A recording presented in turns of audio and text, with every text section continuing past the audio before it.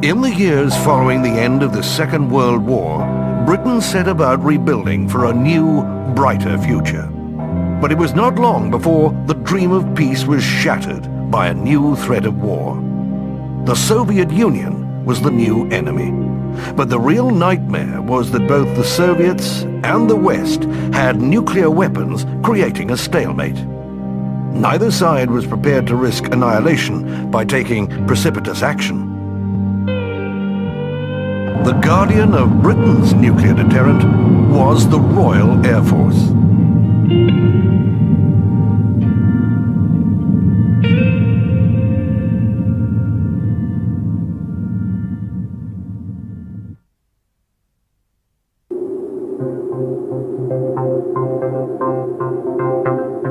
By the beginning of the 1960s, Britain's Royal Air Force was at the height of its power. Tensions were running high, fueled by events such as the building of the Berlin Wall and the Cuban Missile Crisis. The Cold War was in danger of becoming very hot indeed. 24 hours a day, 7 days a week, the eyes and ears of the RAF were tuned to respond instantly to the winds of change. Its reach stretched halfway around the globe. Any threat could be countered at a moment's notice, using jet fighters that could fly at more than twice the speed of sound. Number 74, scramble, scramble, scramble, acknowledge. This was the era of the Quick Reaction Alert, or QRA. It was 2 minutes. You could sit in the aircraft, listening out on telebrief. That's you communicated with the Sector Operations Centre, and they would give you a rundown of what was happening, and at some stage they'd say mission 74 or whatever it is. They'd give you a vector, a heading and a height, scramble, scramble, scramble, and at that stage your engines weren't running, and 2 minutes later you could be airborne, the QRA sheds being on the end of the runway. For the time you're on QRA, you're dressed in your flying kit, and when you're wearing an immersion suit, you know, that wearing it for a lengthy period, it becomes fairly exhausting.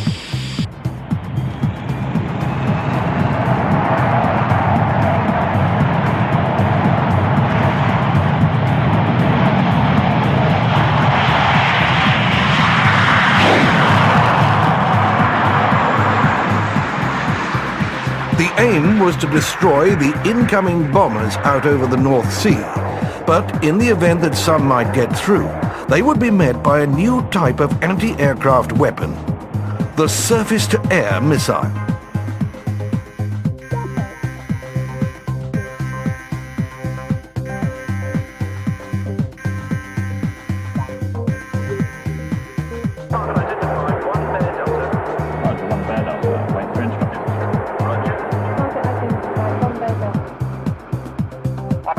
The fighters were also equipped with missiles.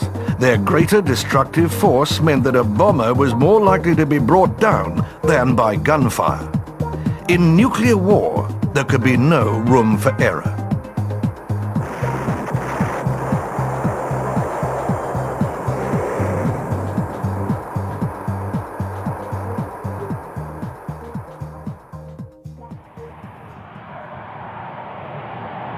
But Britain's greatest defense was its nuclear weapons. The RAF was the guardian of Britain's nuclear might.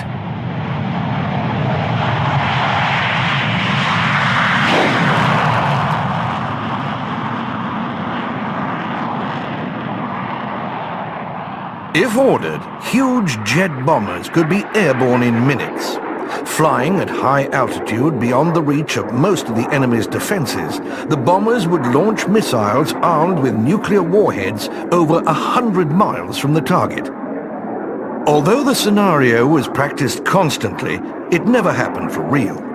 It was the policy of deterrence that worked, after a fashion. But if something had gone wrong, then we now know what might have been in store for the country.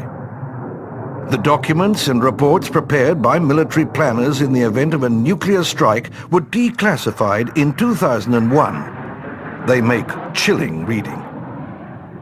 They anticipated some 12 million Britons would be killed and all major cities destroyed. The RAF's bases would be among the first to be hit in any attack. Thus, every pilot who was scrambled would have known that it was unlikely they would be able to return. It was an awesome responsibility which the RAF handled with a great deal of respect. We all knew it was possible. And I think we all felt that unless there was some ghastly mistake or accident, it would be unlikely that anybody would pick on us because of the nuclear deterrent. We hoped so anyway. Our general mindset was that there was a formidable and feisty and unstable regime in the Soviet Union, and that we would certainly have our hands full. So the Cold War, despite its detractors, was taken very seriously, and I think correctly. And yes, I think we were geared up.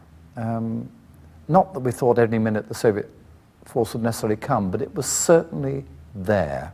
And when things like the Cuban Missile Crisis happened, you know, you certainly felt that you had to be on your toes.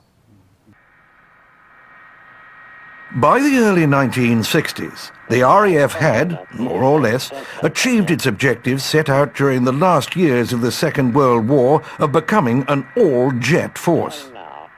This policy extended right down to basic training, a role in which the jet provost would serve the RAF well until its eventual retirement in 1989. The jet provost had begun life as a private venture by hunting. At the time, pilots learned basic flying skills in the piston engine provost before they progressed to basic jet training in the de Havilland Vampire. The aim of the jet provost was to streamline this process so that new pilots could learn to fly in a jet from day one. The aircraft was immediately successful and entered full RAF service in 1955. The quality of training had also been improved due to an unacceptably high number of accidents during the RAF's early years of jet flight. I have to say that after the war, with jets coming in, there were an awful lot of flying accidents through a rather casual approach to conversion to new types of aircraft. It's so bad that you know, the Air Ministry had to grip the problem and introduce very strict disciplinary measures to cut down the casualty rate, cut down the accidents. And training was very much improved, very much more thorough. And oh yes, it was quite remarkable the difference between the early post-war learning to fly a new type of airplane. When you'd have a look through the pilot's notes, you sit in the cockpit and somebody would lean over you and point out where various dials and switches were, and off you go. Not so a few years later. They had to spend a lot of time in ground school and pass exams and learn things very thoroughly. And then there were flight simulators, and it was a big change, and that did have the effect of cutting down the losses through flying accidents.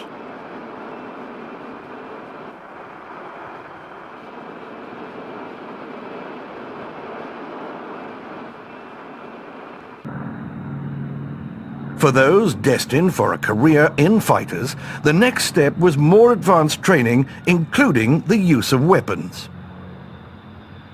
The Hawker Hunter, which had entered frontline service in 1954, had, by the early 60s, replaced the de Havilland Vampire T-11 in the advanced trainer role. In 1958, a two-seat version of the Hunter, the T-7, entered service.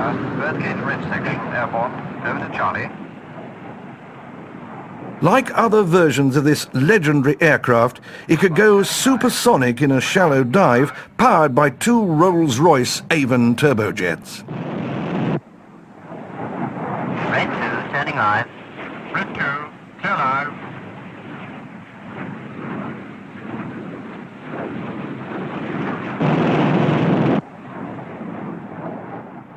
Like the Vampire it replaced, the Hunter T7 was a side-by-side layout, as this was regarded as a better arrangement, not least because the student could see his instructor's facial expressions. Now reverse the bank and start wristing forward to keep the sight stable as we're turning in. Turn over correct. Now let the pepper come back on the flag. Smoothly now.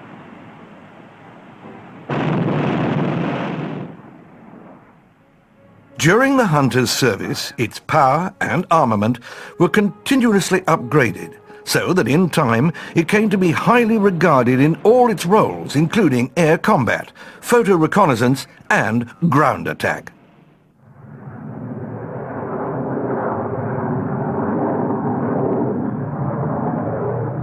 I loved it. I really, really loved it. It was a beautiful aeroplane. It was a beautiful looking aeroplane. Absolute delight to fly. Strong. I loved it. Wonderfully balanced controls. Good power to weight ratio for those days. Fast. Very, very manoeuvrable. Very manoeuvrable. It was super. I enjoyed it. Maintain the back pressure on the stick. Very good.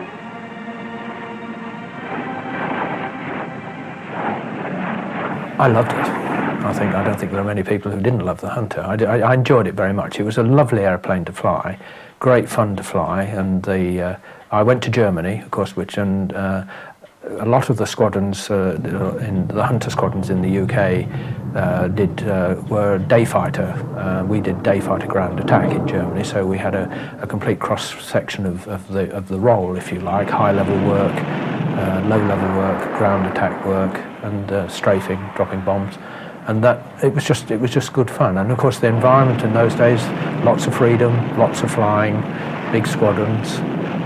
Lots of aeroplanes, lots of other nations flying out there, of course, because the Canadians, the Americans, the French, the Dutch, the Belgians, all the NATO countries were, and we'd get involved in monstrous dogfights, or air combat as they now call them. So the aeroplane was a delight to fly.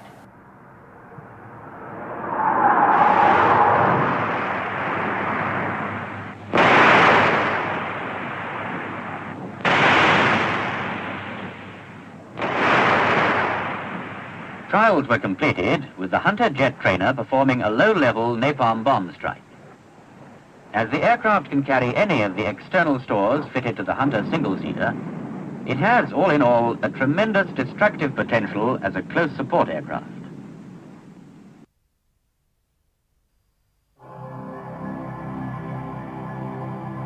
In 1951, RAF Bomber Command had entered the jet age with the arrival in service of the English Electric Canberra.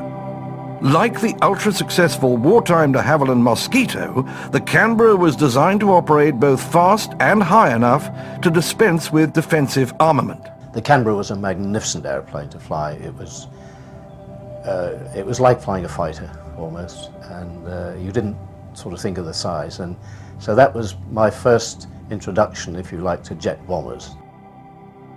40 RAF squadrons operated Canberras in Europe, the Middle and Far East.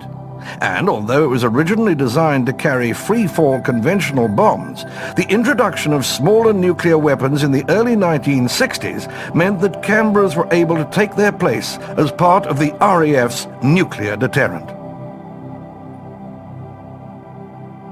Initially, senior officers in the RAF were disappointed by the Canberra as they'd wanted a heavy bomber.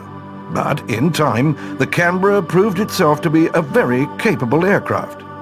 It was also a flexible enough design to be adapted for a number of different roles, including photo reconnaissance and electronic countermeasures. Canberras are still flown by the RAF today. Given the Canberra's performance, it was inevitable that it would capture many records. One of the most astonishing records was the altitude record set in 1957 by Whiskey Kilo 163.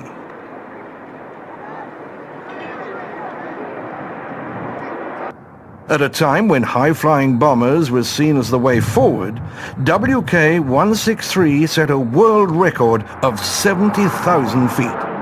It was specially fitted with Armstrong-Siddeley Sapphire engines, but it was given additional help by a Napier double Scorpion rocket engine mounted in the bomb bay. This same rocket was also being used in trials in what was to become another great English electric design, the Lightning. Today, WK-163 is still flying, albeit in private hands. Its almost fighter-like performance still never ceases to amaze, especially when one considers that this aircraft was first conceived in 1944.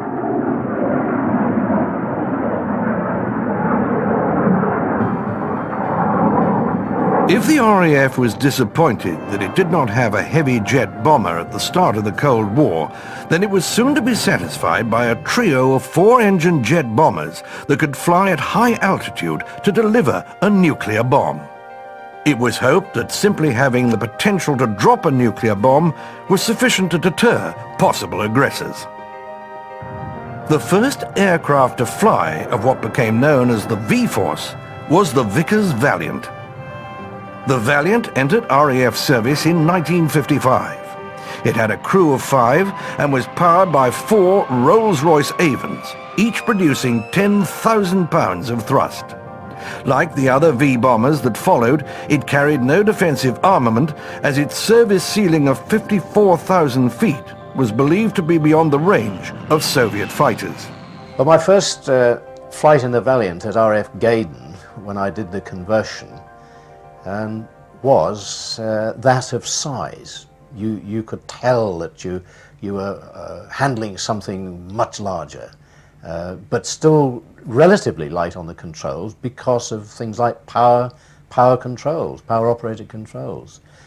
And there really wasn't a great deal different in the technique. One could say that it was a larger, like a 4-engine Canberra.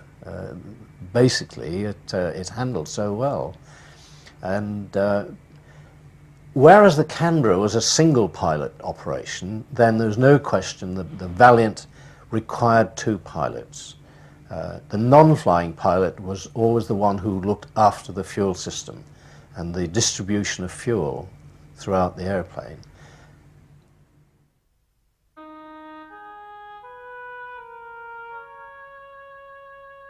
Although a relatively conventional design, it at least provided the RAF with an aircraft capable of delivering a nuclear weapon. First of all, regarding the weapon explosion, the aircraft was painted in a special anti-thermal flash paint. There were no black dielectric covers for the radar components on the outside. This was all, and even the flying controls, the seals on the flying controls were all made of a special anti-radiation neoprene material. The other item of equipment which was very essential was we had to black out the whole of the crew cabin. And so at a certain time prior to the bombing run, all the blackout screens went up, so the whole cabin was sealed. The only small slot was immediately in front of the captain on the left-hand side, which was a very heavily smoked glass screen, a matter of 3 or 4 inches by 1 inch or so, very small slot. Now, on the explosion of the weapon, we felt this in the form of 2 shock waves. The first one was the immediate air blast, and this affected our instruments in that the vertical speed indicator went to full-scale deflection, i.e. 4,000 feet a minute down, and then settled back again to 0. The second shock was the reflected ground wave several seconds later, And it did shake the aircraft, there was no doubt. It was quite a thump that we felt. By this time we were going away from the explosion. We had our tail towards it, having completed an escape manoeuvre. And this escape manoeuvre involved turning through, I think, about 135 degrees and pulling an exact amount of G. We had a very accurate accelerometer fitted, and I believe it was something in the order of about 1.7 G. Not a lot, but at that amount of G we could guarantee to have completed the escape manoeuvre. And so immediately we had completed the escape manoeuvre, down came the blackout screens, and there we were able to see the results of our efforts. This huge mushroom cloud way up into the stratosphere.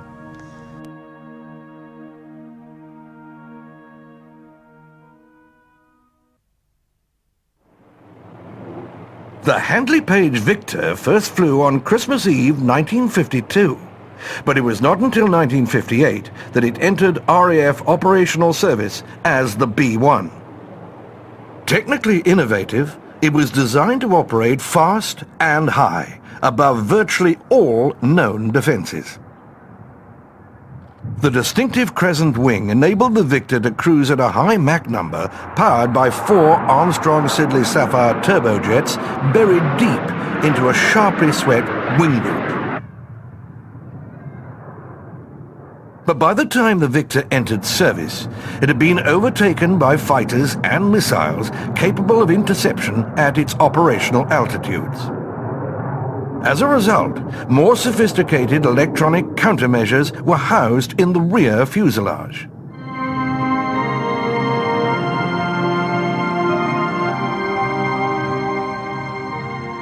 But the RAF was developing new weapons that could be launched hundreds of miles from the target. A more powerful version of the Victor, designated the B-2, began development in 1958.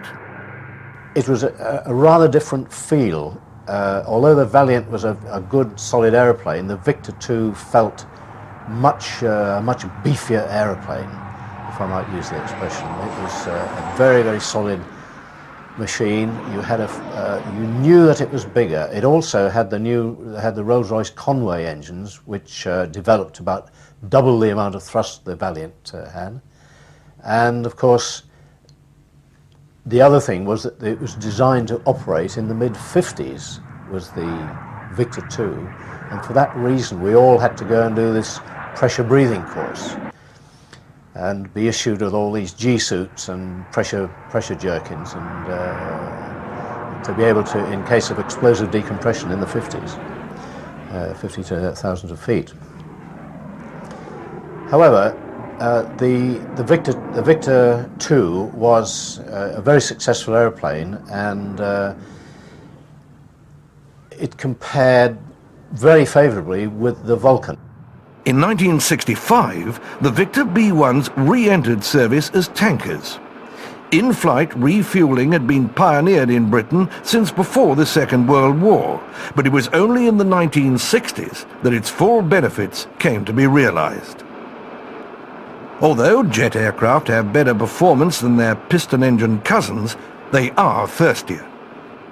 In-flight refuelling greatly extended the new jet's range, as well as enabling them to take off with more weapons on board whilst carrying less fuel in order to save weight.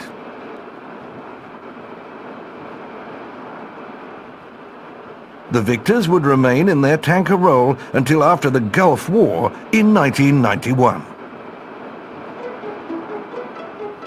Perhaps the most extraordinary aircraft of the V-Force was the Avro Vulcan.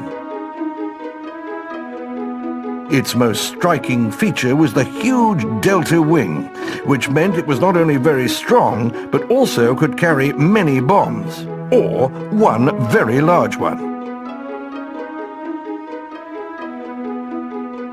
But very little was known about the aerodynamic performance of a delta wing, and so 2 1/3 scale research aircraft were built. The 707A was built to acquire data at high speeds. Meanwhile, the 707B was built to explore the low-speed qualities of the Delta wing. Both were powered by a single Rolls-Royce Derwent engine. But Avro was so confident that the Delta wing concept was sound that work began building a full-size aircraft even before the 707 research program had been completed. It was an enormous risk because almost every aspect of the aircraft was based on new technologies.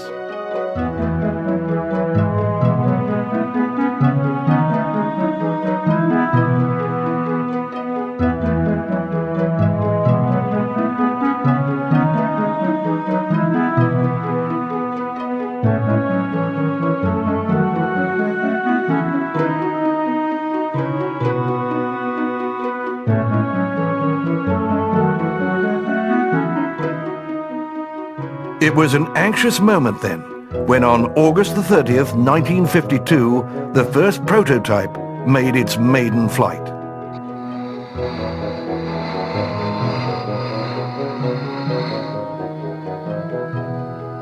Woodford Tower 698, you read? 698, Woodford Tower, reading you loud and clear.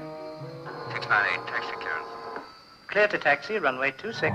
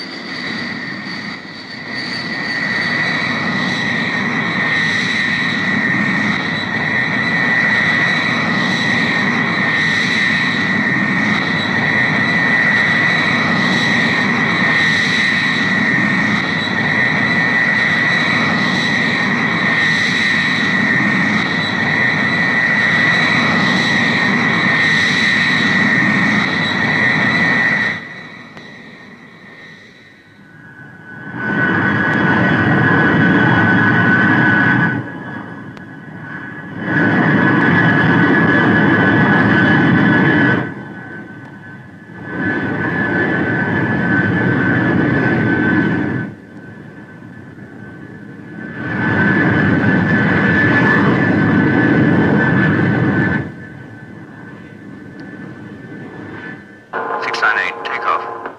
698, Woodford Tower, cleared for takeoff.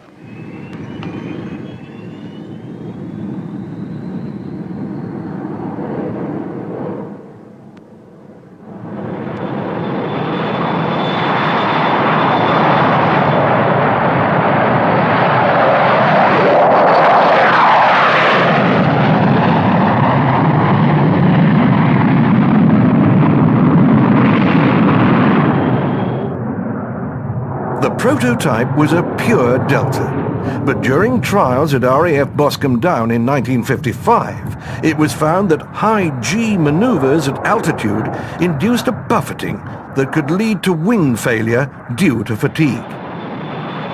The solution was to reduce the sweepback of the Delta from the root to the mid-span of the wing, producing a kinked rather than straight leading edge.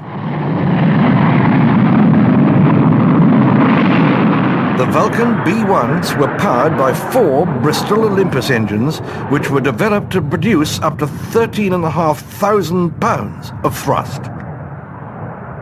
The B-1s entered frontline RAF service in the summer of 1957. A follow-up to Farnborough, the Avro Vulcan in service.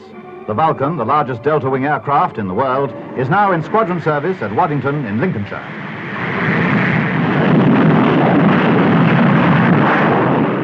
Popularly known as the Flying Triangle, it's the fastest operational bomber in the world. And it has a greater hitting power than the total bomb load of all 7,360 Lancasters produced during the war. Fantastic thought, isn't it?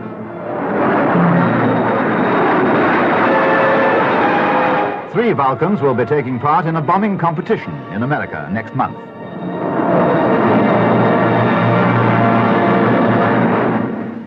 I think quite early on in my Vulcan time, realizing the extraordinary sensitivity of this enormous aircraft, the extraordinary ease with which one could maneuver it, and the genius, and it was no less, that had gone into designing this flying machine. Never mind the awful implications of the bomb, never mind the military aspect of it. Here, coupled with other classic aircraft, the Tiger Moth was one, the Spitfire was another, the Vulcan was the third, the real thoroughbreds of the air.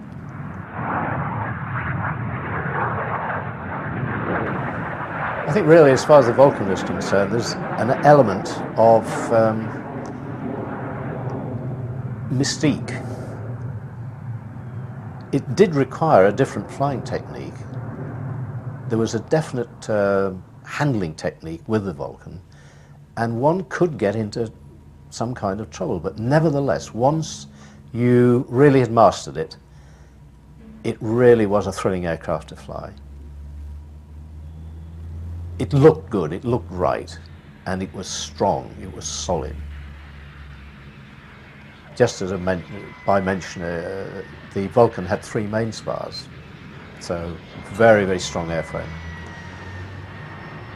It was almost it was just subsonic, really. The limiting speed of a Vulcan was 0.93 of the speed of sound. And I know people have had them slightly higher than that.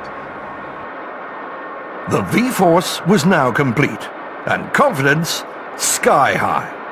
The RAF was eager to show the flag around the world. In the United States, 2 teams of Vulcans and Valiants arrived to take part in the U.S. Air Force Strategic Air Command bombing, navigation, and reconnaissance competition. The operation was codenamed Longshot, which proved apt, as the Vulcan crews were soundly beaten. A salutary lesson. Elsewhere in the world, the Vulcans also made regular visits to Akrotiri in Cyprus. This proved a worthwhile policy when in 1961 the ruler of Iraq, Abdul Karim Qasem, threatened to invade Kuwait. As Britain had only just signed a defense agreement with Kuwait, British forces were duly sent out to the Gulf. Vulcans moved to Akrotiri in support. It was enough, and the Iraqis backed down, proving the effectiveness of prompt and determined action.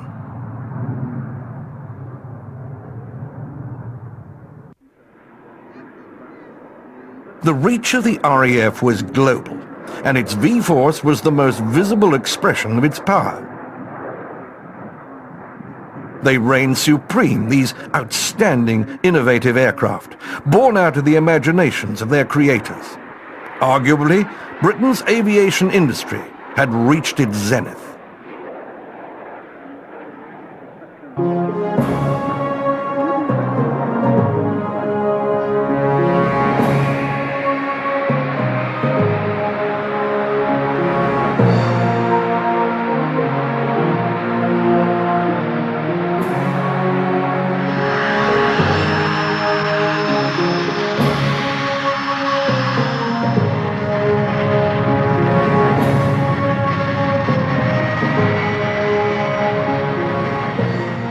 They were always enormously impressed, and of course, as well as being beautiful to look at, it was hugely noisy. You got a sort of auditory display if you came in comparatively slowly and comparatively low. and then put on full power and pull the thing up into the sky. And the Earth literally shook with 4 Bristol Olympuses. Those are the engines finally put into the production model at full power. An RAF Vulcan, making a low-level run over the field, had an extra unrehearsed thrill in store for spectators. There were occasions when pilots had reason to be grateful for all that power. But the pilot takes the bomber up again to crash land safely at a nearby station. Back at Bomber Command's bases, planners had a more pressing problem. How to stop the V-force from being wiped out by a knockout blow. A series of detachments were devised to disperse the aircraft to temporary bases. A May flight detachment, for example, started with an operational standby followed by a scramble. The aircraft were then expected to land at a pre-briefed dispersal base. There were some terrible mix-ups initially, but as the dispersal bases became better prepared with the necessary facilities, the plan began to work. The dispersal plans were complemented by a new plan to get aircraft in the air as quickly as possible, called Quick Reaction Alert, or QRA. Every squadron in Bomber Command had one fully armed aircraft prepared and its crew accommodated nearby on 15-minute readiness. This time was eventually brought down to 4 minutes, with the introduction of a communications link between the controllers and the crews, as well as the modification of aircraft to enable 4 engine starts. The V-Force was also waiting to receive new standoff weapons which could be launched some distance away from the target. As a stopgap measure, it was announced in 1958 that the RAF would accept the American-built Thor ground-launched missile.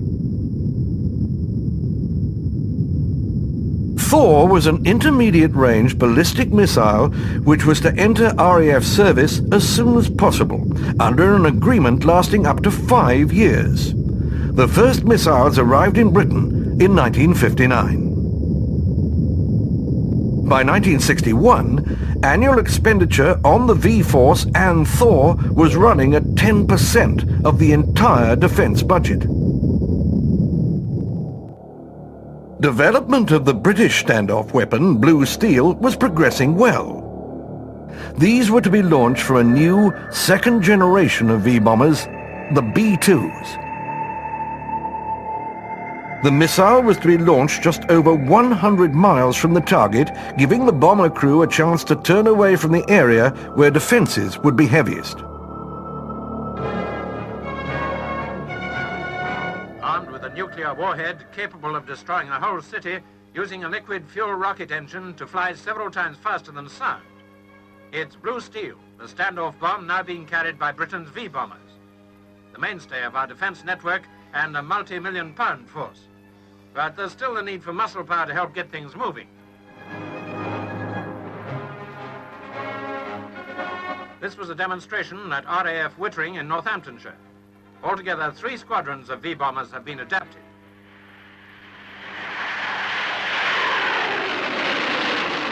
Mr. Hugh Fraser, Secretary of State for Air, has described Bomber Command as the keystone in Britain's defence.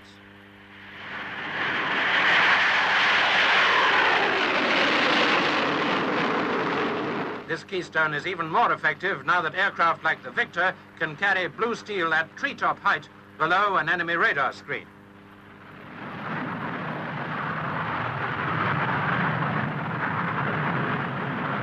Some 300 to 500 miles from the target, the missile can be released to make its own way to the objective.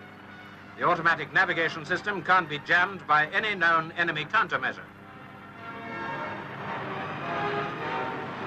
Nothing new about the low-flying approach, but its application to a nuclear missile system is as up-to-date as tomorrow. Blue Steel was to be replaced by a missile with an even greater range.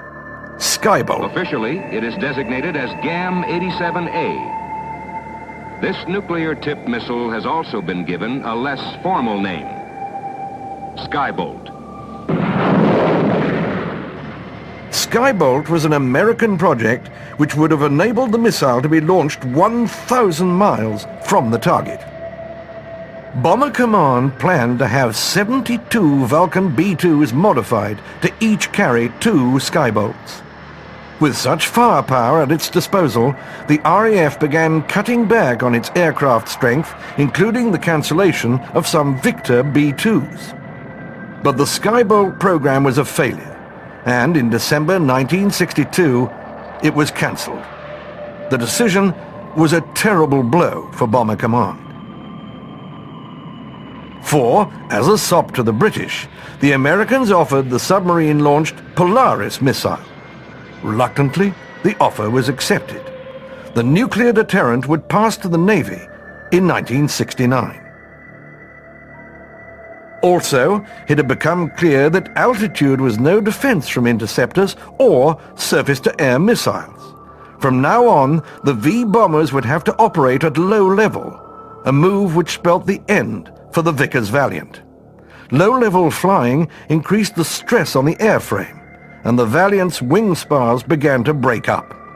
In 1965, the Valiants were withdrawn from frontline service.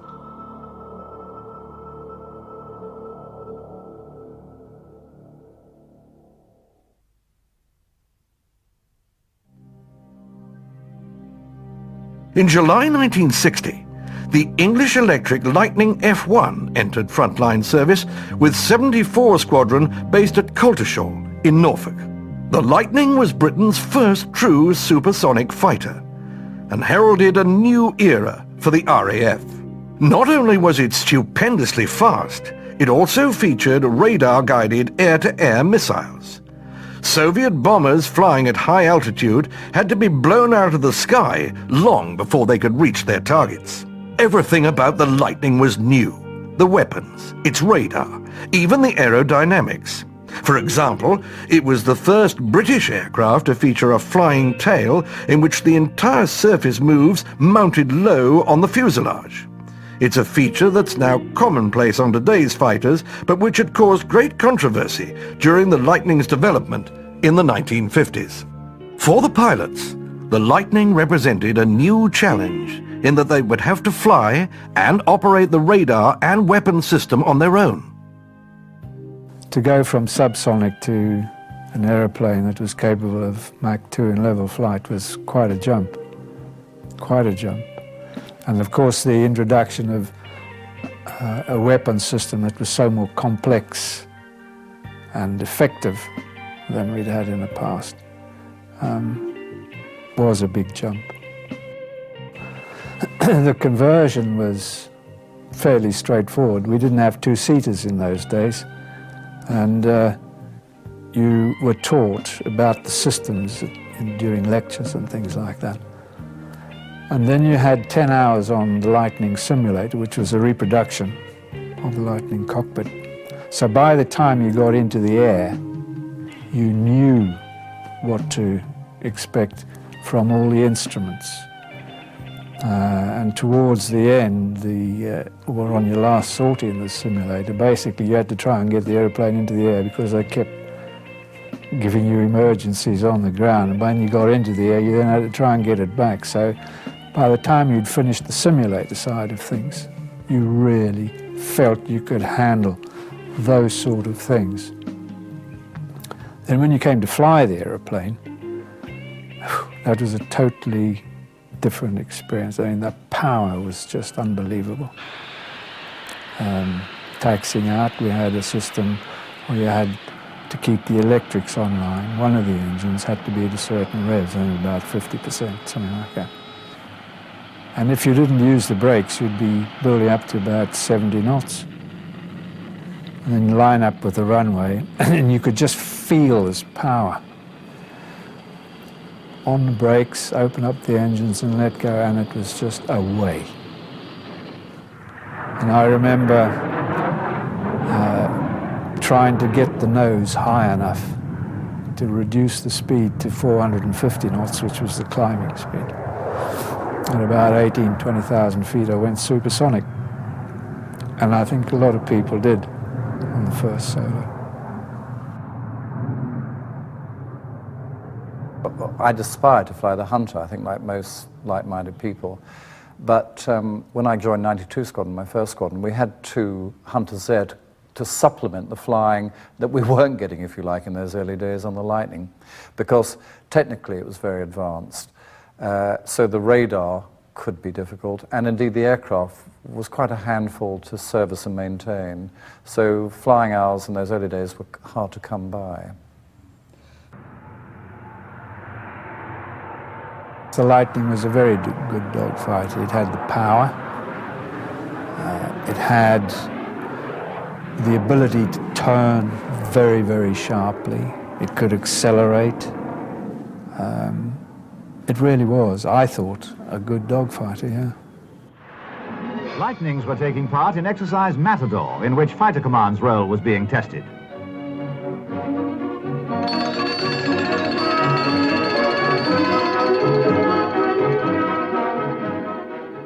You've seldom used the full potential of speed, because basically what you did was, the scheme was you would go out to intercept. The bombers that you were intercepting were subsonic, so you would fly subsonically to preserve fuel. But if the time that you had was very short, you could then accelerate, so you intercepted further out to sea. But generally speaking, no, you didn't fly around at Mach 2. It was there if you needed it. The aircraft that I was on, I should say that when I joined 92, we had the Mark II Lightning, which had 4 Aden cannon, but obviously principally the Fire Streak, which is a 6 o'clock shooter, if you like. And so we had a radar, AR-23, that could pick up an aircraft the size of a Lightning at about somewhere between 50 and 18 miles. You had very little time to interpret the radar picture you're getting and get in for a rearing shot on any aircraft.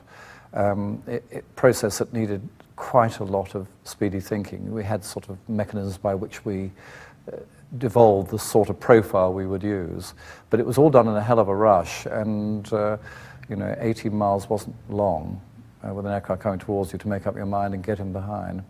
The Fire Streak, I fired 1 or 2 live on the ranges at Aberforth and seemed to be very effective, but only if you were coming in from behind at that time. I wasn't aware of any particular problems with the missile system as such, other than the standard ones. Certainly with the Red Top and the Fire Streak, if they were operated within their envelope, within their design envelope, for me, they worked. And I was lucky enough to, on AFDS, to do some of the front hemisphere Red Top trials, and we were doing head-on attacks where the target was doing 1.7 and the fighter was doing 1.7, so the closing speed was, 3.4. And the weapons, providing you got it right, within a very narrow spectrum, of course, but the weapons worked. In 1964, the Lightning F3 entered RAF service. This version had no guns, relying solely on 2 air-to-air missiles. It will always be debated, the utility and effectiveness of a cannon. I was always one of those proponents who felt that while you had a cannon, the enemy could never afford to ignore you. If you fired out both Fire Streaks, you could still bite. And so I was a great believer in the cannon. And, the old Aden cannon could be very effective if you got in close enough and the enemy wasn't being too aggressively evading. So I felt it had some utility. In the F6, which entered RAF service in 1965, the pilots got their guns back, albeit mounted in a ventral pack under the fuselage. This new version also had almost double the fuel capacity of its predecessors in an attempt to improve the Lightning's limited endurance.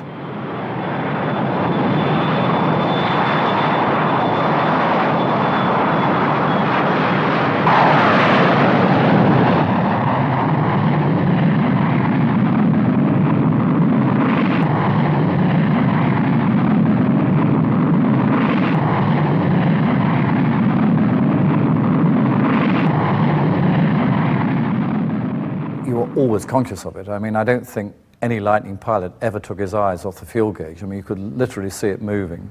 But of course, you know, the whole of our culture really was tanking. We had a good tanker fleet. We were constantly sort of topping up. And so, you know, if you put in reheat at all, for a supersonic interception, you'd be talking about 30-minute sorties. But, you know, the tanker was there. Actually, not when I first started, but subsequently came in. So it was very much a complementary part of our activities, which gave you the range and the endurance. But in 1967, the RAF was to demonstrate that it could, if needed, deploy its lightning force over very great distances indeed, despite the aircraft's thirst for fuel. Clive Mitchell, on the right of frame, was to fly number 2 to 74 Squadron boss Ken Godwin. The purpose of exercise hydraulic, that was the move of 74 Squadron, lock, stock and barrel, that's the 13 aircraft, plus pilots, engineers, families. The purpose was to put in place in the Far East, Tenga, Singapore, a supersonic interceptor capability. First impression of the Lightning, I suppose I got over the first week or so we were at Coltishall. It was a big aircraft for a fighter. It was tall. The cockpit was well above you when you walked up to the aircraft, and there was a long ladder to get into the cockpit. That was the sort of visual impression I had. As far as the cockpit, it was cramped. It was a small cockpit. Indeed, the whole aircraft was very dense. They packed a lot of fuel pipes, hydraulic pipes, electrical bits and pieces into the airframe. And the other overall impression, I suppose, was that actually operating the aircraft, the weapon systems and so forth, was a task, quite a task.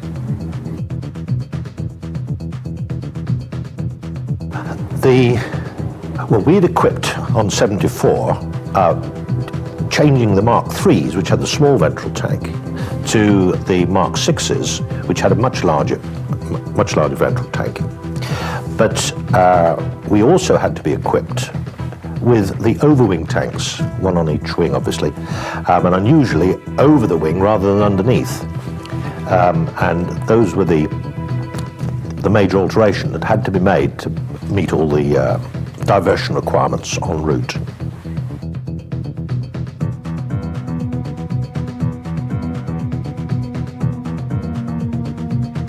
In 1967, in-flight refueling was still a relatively new skill to the pilots of the RAF. The Lightning, however, was not the ideal aircraft in which to learn the technique. The Lightning was, the probe was out on the left wing, and it came forward so you could see it out of your peripheral vision. But the technique was not to try and look at the probe end and push it in the basket, because the basket was moved about by the bow wave on the aircraft.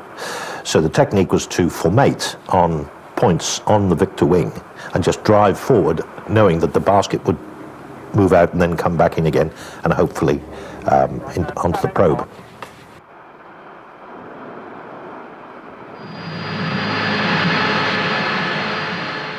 Throughout the 1960s and 70s, life in the frontline squadrons revolved around the need to maintain its QRA readiness.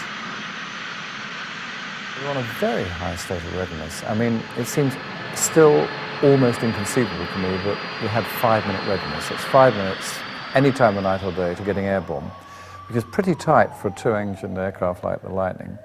So there will always be 2 of us, one on 5 minutes and one on 15 minutes.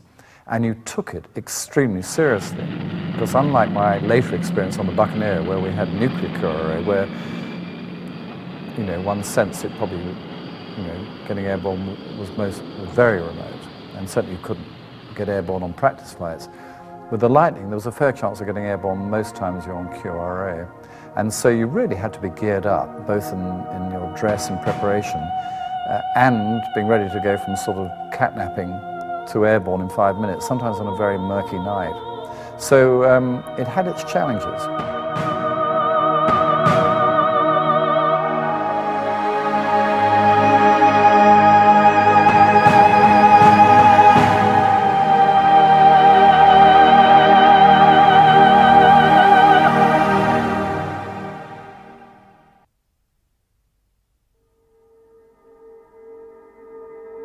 In 1954, the Folland Midge made its first flight. Its design concept was to discover if it was possible to build a small, lightweight fighter as a counter to the heavier and more complex fighters due to enter RAF service. Although its performance was impressive, the RAF was not interested. It did, however, show interest in a version developed as a two-seat trainer in 1956. As the Gnat, it became the RAF's jet trainer intended to follow the Jet Provost as part of the RAF's all-jet training program. But it's probably best known as the first mount of the Red Arrow's aerobatics team formed in 1964. The Red Arrows were designated the official RAF display team to replace the squadron teams that had thrilled crowds at home and in Europe throughout the 50s and early 60s. I couldn't believe when I first flew it that anybody could live at this speed, because having gone through training, you used to sit next to the instructor, and it was always a kind of comforting feeling to have him sitting next to you. And even on your own, you know, there was a seat there, but suddenly you were put in this thing which was rather like a missile, and all you could see was a tiny little cockpit and a great big long pitot tube sticking out the front. And it was just flying so fast that I thought, well, you know, I mean, I don't know. My brains were well out of the back of the aeroplane at the time, but it was a very stimulating. It's one of these flights, and there are not many flights that you ever remember specifically, but I distinctly remember going off across Anglesey in this thing, wondering if I'd ever manage to fly it. I think for me, the aircraft gave me a great ability, I think, to be able to think three-dimensionally, to think at a different speed to the Jet Provost, which was nice and slow, but I mean, to work at 360 or 420 knots was quite different.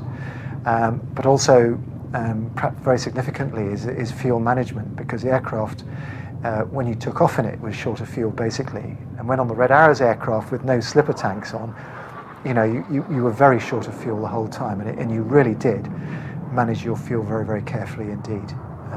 But I think that as an all-round aircraft, you know, in terms of bringing you on to fly the frontline RAF aircraft as they were at the time, I mean, you could not really have had a better training aircraft, I don't believe.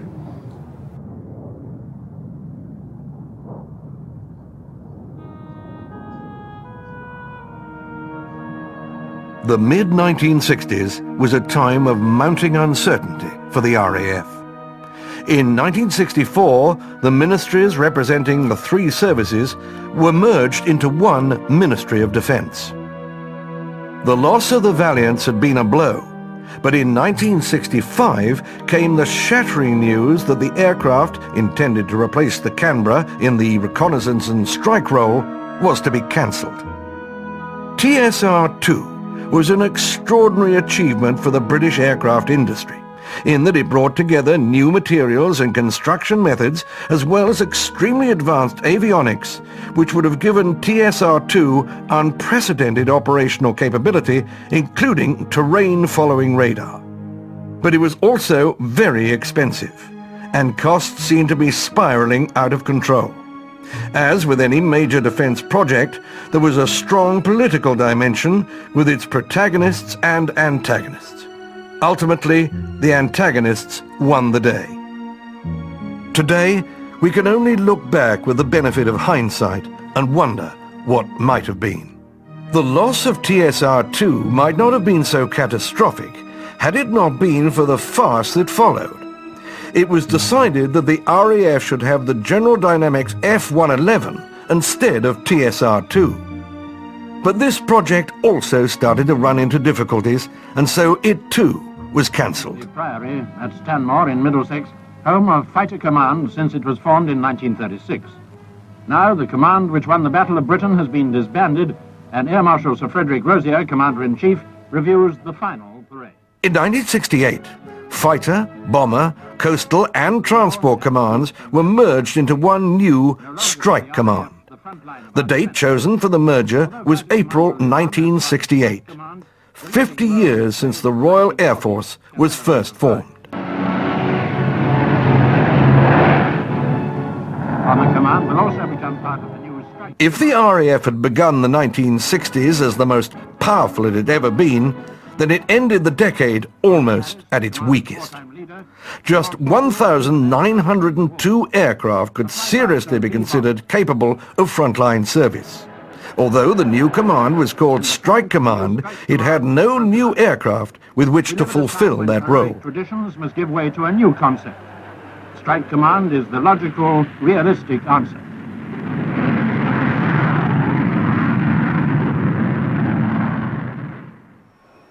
In order to maintain its round-the-clock capability, the RAF would have to make do with whatever it could get its hands on.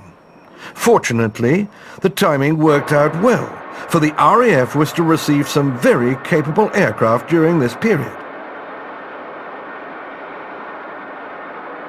The Blackburn Buccaneer had been turned down by the RAF in the early 1950s when it had been mooted as a possible joint project with the Navy. Some 10 years later, just as the Navy was beginning to retire its Buccaneer force due to a reduction in the carrier fleet, the RAF began to show renewed enthusiasm. What made the Buccaneer attractive was its ability to fly very fast at low level. What's more, it had a bomb bay large enough to accommodate a nuclear bomb. Number 12 Squadron was the first to receive the modified Buccaneer S-2 during 1969. Powered by two Rolls-Royce Spey engines, the two-man crew could fly at supersonic speeds at sea level below any enemy radar that might be looking out for them. It was perfect in the low-level strike and maritime role. I love the role, if not ground attack, then certainly strike and attack, which I found to be immensely challenging. And while the Buccaneer didn't have the sheer raw performance of Lightning, it had other unbelievably good characteristics, of which its low-level ride, I think, still remains the supreme ride I've ever had. I was a station commander in Germany when I was actually current and rated on the Hunter, Buccaneer, Jaguar and Tornado, so I was able almost weekly to make comparisons between all those aircraft, all great in their own way. But the Buccaneer low-level ride, its range and its capability to go so fast were unique. The Buccaneer, it was such a hugely capable aircraft. It was a handful to fly in the circuit. I forget how many actions there were to go from braking to circuit landing, but in double figures, involving both taking hands off the control column at one stage. And when it was dirted up and the blow was over the wings, it was a brute. And landing it on an aircraft carrier must have concentrated the mind wonderfully. But when it was cleaned up, and when it was doing anywhere above 420 knots, it remains the most superlative platform of any aircraft in the world to fly at low level. And we felt, with that enormous bomb bay, enormous range, that we had a real crack of an aeroplane. And, could hold its own with the capability of the Phantom, which probably in all-round terms, I say somewhat ruefully, probably had the best capability of all, but we felt we were very effective for what we had to do.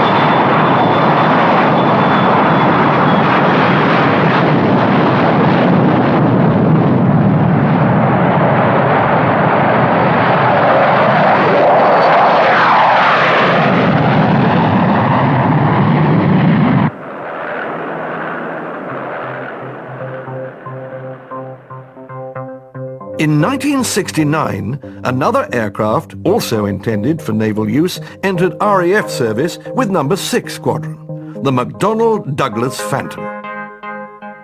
The Phantom was to prove itself adept in many different roles in air forces around the world.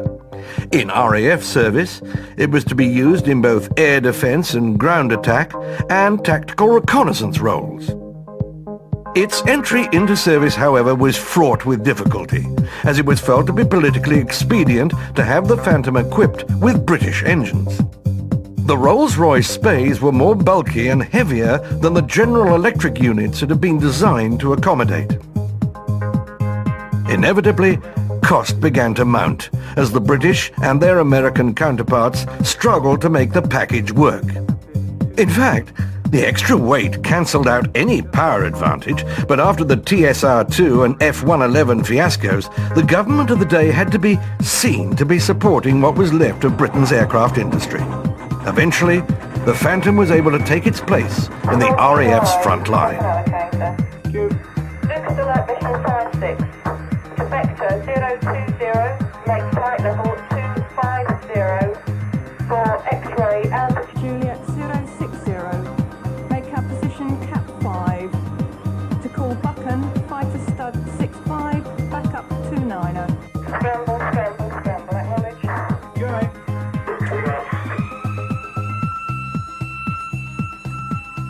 The Lightning, by comparison, was limited in its operational capability because it was an air defender. And it was, by then, an air defender that had been in service some time. When the Phantom came in and had a new system, it had 2 different types of air-to-air weapon. There was the one you could fire from the stern, like we did on the Lightning. There was also the one that you could fire from ahead, because you had a different warhead on it. Not so much warhead as control system. The radar could look high and round, but it also could look down because it had a different technology in it. So, whereas in the Lightning, if you looked down, you saw the returns from the sea or the land. In the Phantom, you could see the aeroplane you were looking for. Much longer range, much longer range. You could do mapping on the Phantom radar. The Phantom also carried air-to-ground weapons and a gun, the firing rate of which was absolutely phenomenal. When you pressed the trigger, it went zzz, like a sewing machine. It carried cameras. It had long range. It could flight refuel. It carried drop tanks. So you had, in the Phantom that the Royal Air Force had, an aeroplane with tremendous capability and high performance. It wasn't from ground to high altitude as exciting as the Lightning, but it was a very, very good, powerful, maneuverable warhorse. It was tremendous in that respect. Successful though they were, the Buccaneer and Phantom were only ever intended as stopgap measures while new aircraft were developed. The role of the RAF had changed during the 1960s, from being a strategic nuclear force to a more tactical role using conventional weapons. New aircraft were needed to meet these new requirements. In 1969, one of the most radical aircraft ever to fly entered RAF service with number 1 Squadron. It was the Harrier GR-1.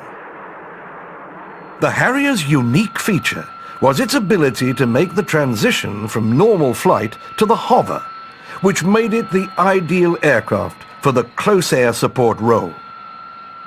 This extraordinary aircraft had begun life in 1957 as a private venture to build a tactical aircraft around the new Bristol Pegasus engine.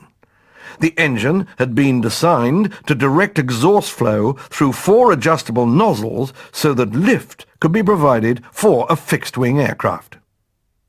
But the political turmoil of the mid-1960s left the project with an uncertain future, until the United States Marine Corps stepped in with the necessary funding. Given the radical nature of the Harrier, it's hardly surprising that a 2-seat version, the T2, was introduced into service at the same time as the GR1.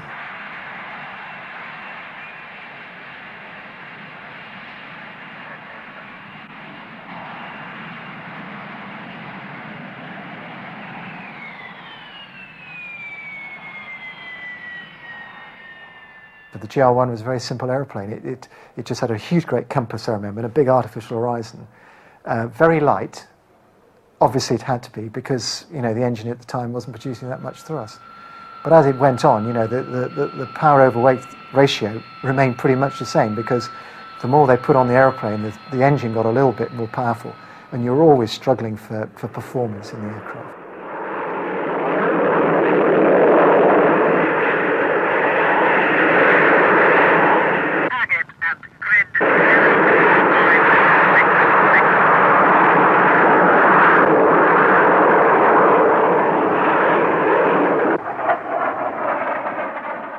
When I flew Harriers, it was a ground attack aircraft, and you basically did close air support, armed reconnaissance, and jobs like that. And a lot of the work that you did, and I was posted to Germany on my first tour, was working off base, working out of fields. And from that point of view, you really had to, have a pretty sort of broad-minded view to aviation. I think that the training up until then, prepared you extremely well for what was in store. But in the Cold War era, to be able to deploy the aircraft away from main bases was obviously very significant. And I think probably that was its main strength. In terms of what it could carry, what it could deliver, it was quite limited. Now, if the tanks had come, we would have been there. We would have. It had weapons, that we could have dropped on the tanks to hopefully immobilise them. But we were very closely coordinated with the army, and it would have been a combined army response, basically. Because they had helicopter launched weapons. We were all going to sort of fit in at that, right up at the front edge type of stuff. And we could move rapidly. We could redeploy between sites very rapidly. So the idea was to be basically another arm of the army, rather than a tool to which the Air Force had their hands on. Although obviously the Air Force didn't want to let go of us, but the army really had control. I mean, we were all learning at the same time, I think, and we used to go out and do these fly out of fields, and some of the conditions we flew in were just unbelievable. I mean, I've looked at photographs subsequently, and we were working off, mud patches, and the runway it wasn't a runway, it was 700 feet of mud, and yet we were flying around in these aircraft, and we did actually lose quite a few at the time as well, primarily from engine failures and things like that. And it was a sort of pioneering time, I think, but, we worked hard and we played very hard as well. We were not told to expect anything. And what happened, each day was a learning experience. And in fact, with aviation, every day is a learning experience, as it turns out. But the learning curve was extremely steep. And that was for all of us, and not just me as the bottom end of the pile, but for the squadron commanders and the flight commanders, who themselves had probably a little more time on the Harrier than I did. They were learning extremely fast. And how they did it, I don't know. But we were all pretty rugged in those days. It was nothing refined. And when I went back to the Harrier on 2 subsequent occasions, the way we did our business was refined enormously, as was the aircraft, of course. So all in all, I think we improved significantly over the time. I hope so.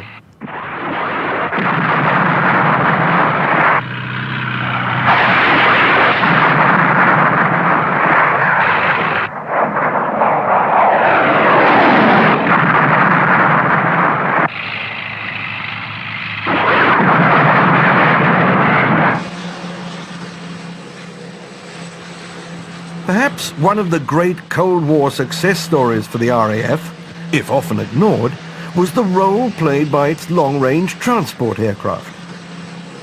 The importance of being able to fly personnel and equipment round the world quickly had not been lost on the RAF. The first flight of the de Havilland Comet in 1949 heralded the era of the jet airliner.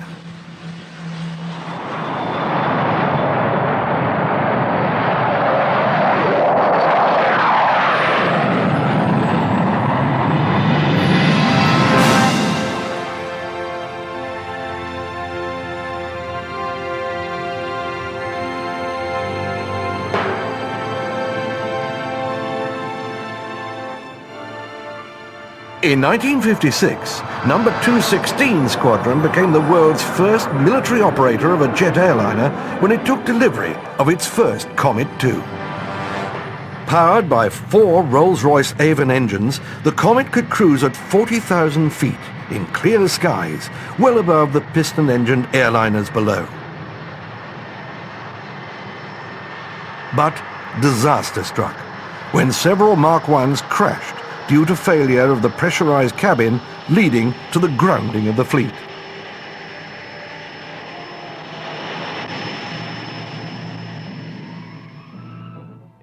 In 1958, the new Comet IV had made its maiden flight. It had been extended and strengthened so that it could fly even greater distances. Twice as powerful as the first Comet, there lies an unprecedented degree of proving operations. It's believed that this magnificent new aircraft will fully justify the company's faith in the concept of the Comet. But the accidents had delayed the Comet IV's entry into RAF service until 1962, where they continued to fly until 1975.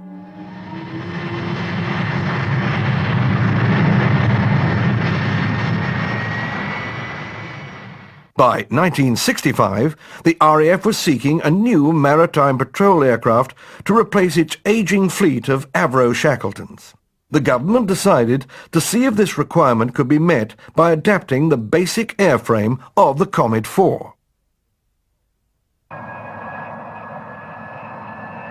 The structural changes included a shortened fuselage, which had a pannier mounted underneath to accommodate operational equipment, and an enormous weapons bay.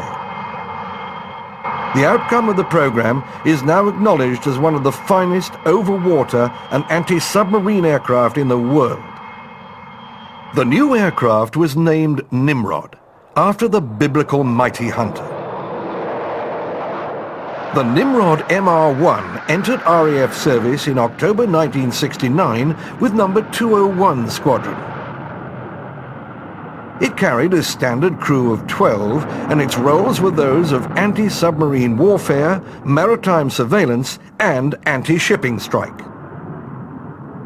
Typically, it could fly patrols for up to 12 hours, and, if necessary, cruise on just one engine.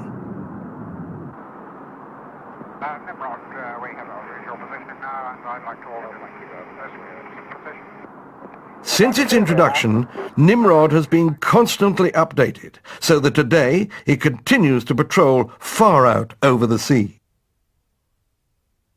The Royal Air Force had begun the 1960s with high expectations.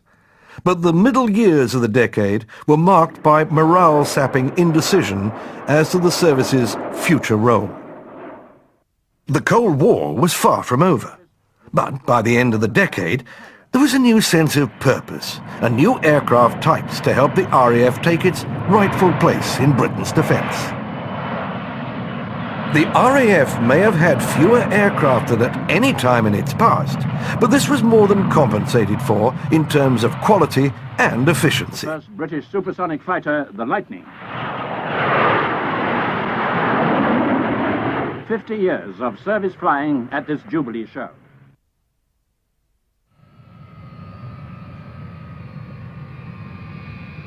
And one of those groundbreaking aircraft that had so stirred the world at the beginning of the decade. Today, virtually all are grounded. Technically too advanced to be flown in private hands, yet too costly to be retained by the Air Force.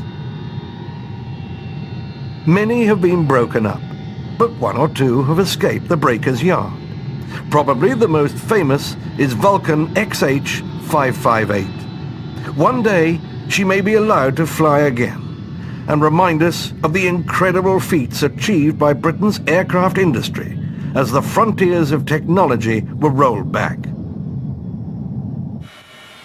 Aircraft such as the Vulcan made it possible for the RAF to maintain the fragile peace that was the hallmark of the Cold War.